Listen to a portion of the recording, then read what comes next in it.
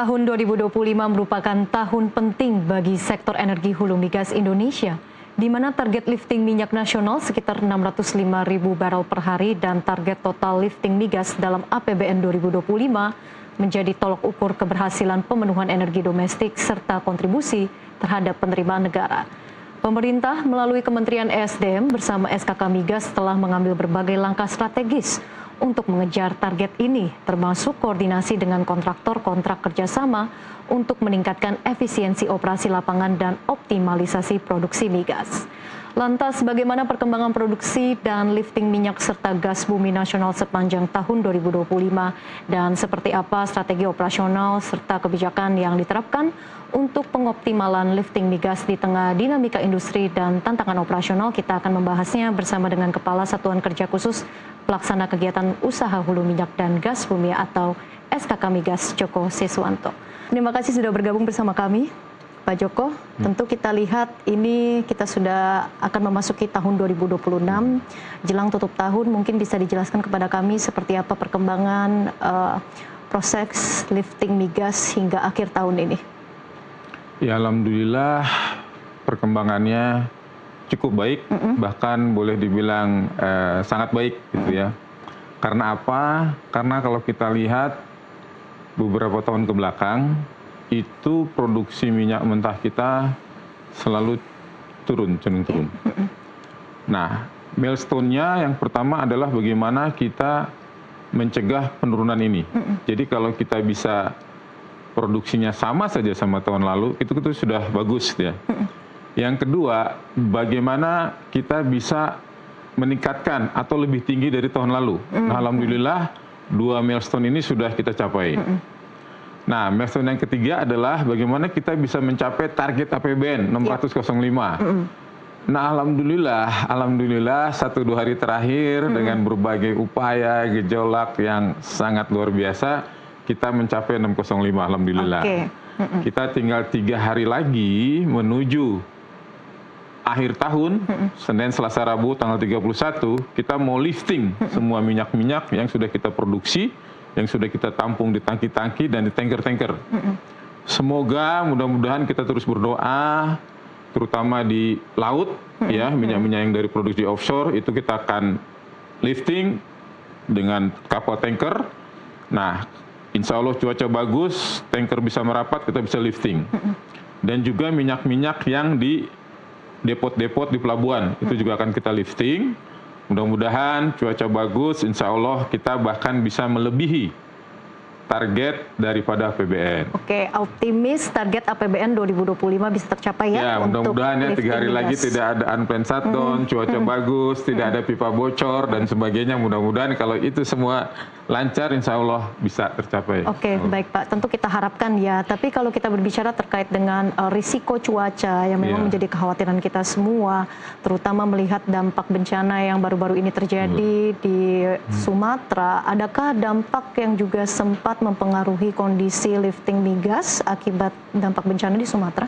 Ya, betul sekali. Sebetulnya sejak awal tahun itu kita sudah lumayan tren produksinya, namun unplanned shutdown ternyata masih beberapa kali terjadi, karena mengingat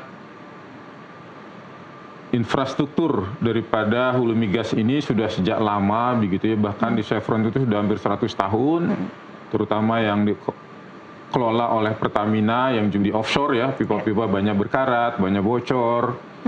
Nah, mesin-mesin pembangkit listrik yang untuk steam uap di Rokan, juga untuk membangkitkan, menggerakkan pompa-pompa anggu, itu juga sangat membutuhkan listrik, dan ini pembangkit listriknya juga beberapa kali shutdown. Di September itu 2 kali, di Desember 2 kali juga. Nah, ini banyak sekali produksi yang hilang sampai puluhan ribu barel oil. Dan yang paling parah sebetulnya ketika bulan Desember kemarin itu kita pipa bocor, pipa untuk kita kirim minyak dari lapangan Banyu Urip ke tanker. Dan juga sudah saatnya kita melakukan perawatan 5 tahunan. Nah, ini ratusan ribu barel kita hilang, ini suatu tantangan yang berat. dan terakhir adalah bencana alam yang terjadi di Aceh dan Sumatera Utara, di mana pipa gas kita pecah. Sehingga kondensat dan gas juga kita kehilangan produksi cukup banyak, 2.000 barel oil per day. Nah, tantangan ini tentunya memacu kita bagaimana kita mencari peluang-peluang ya. Peluang-peluang supaya kita bisa mengejar nih kehilangan minyak.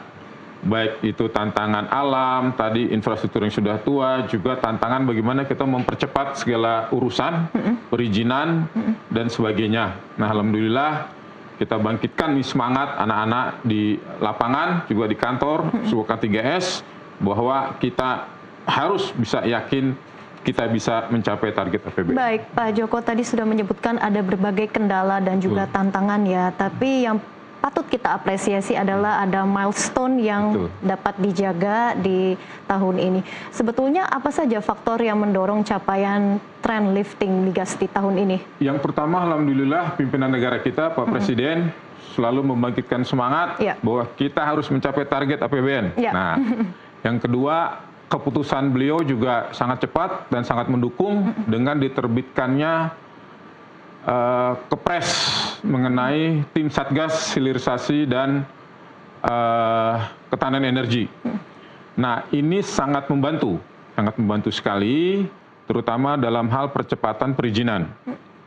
Ya, dan targetnya sama, jadi dari segi manajemen diperbaiki bahwa targetnya adalah 1 juta barel 2030 atau 900.000 barel di 2029. Sehingga kita bekerjanya jelas, kita susun strateginya bagaimana 2029 itu mencapai target dari tahun sampai dengan tahun 2025. Dari segi manajemen sudah Kepresnya dibuat, percepatan, timbritisasi, dan kebetulan Pak Menteri juga dalam hal mengambil keputusan sangat cepat. Logikanya clear, langsung diputuskan, dan itu membangkitkan kita juga semangat yang bahwa kita bisa mencapai. Nah, jadi di anggota tim Satgas Hilirisasi dan Ketahanan Energi ini, itu dibuat ada satu pasal bahwa semua kementerian lembaga itu harus mendukung segala macam prosedur perizinan. Nah, pejabat-pejabat yang tidak mendukung itu bisa dikenakan sanksi. Nah, berdasarkan ini saya membuat surat edaran ke seluruh K3S, ditembuskan kepada gubernur, kepada kementerian lembaga yang terkait perizinan. Jadi kita percepat strateginya perizinannya, kemudian juga kita lihat peluang. Jadi peluangnya apa nih? Oh, pertama adalah sumber daya manusianya. Kita lihat sumber daya manusia yang kurang cepat bergerak, kita sesuaikan. Kemudian setelah itu adalah kita melihat di depan kita nih opportunity-nya apa nih yang bisa menaikkan produksi. Misalnya tadi satu kondensat yang sudah ada tetapi masih di skema hilir, kita rubah jadi skema hulu. Kemudian sumur-sumur masyarakat, sumur-sumur tua yang sudah ada minyaknya, kita buat regulasinya bahwa ini kita bisa ambil sebagai bagian dari produksi nasional. Alhamdulillah per beberapa hari yang lalu sudah terproduksi, sudah tercatat produksinya. Itu sumur masyarakat. Ada juga sumur tua sudah sebelumnya sejak bulan Agustus. Karena kita permen itu melalui permen nomor 14 2025, kita kelola dulu yang sumur tua, baru sumur masyarakat. Nah, kemudian kita lihat lagi dari segi definisi di dalam undang-undang, di dalam kontrak, molekul daripada gas yang keluar atau minyak yang keluar dari sumur itu bisa memproduksi misalnya kondensat dan LPG. Kondensat alhamdulillah sudah sejak lama itu menjadi bagian dari minyak.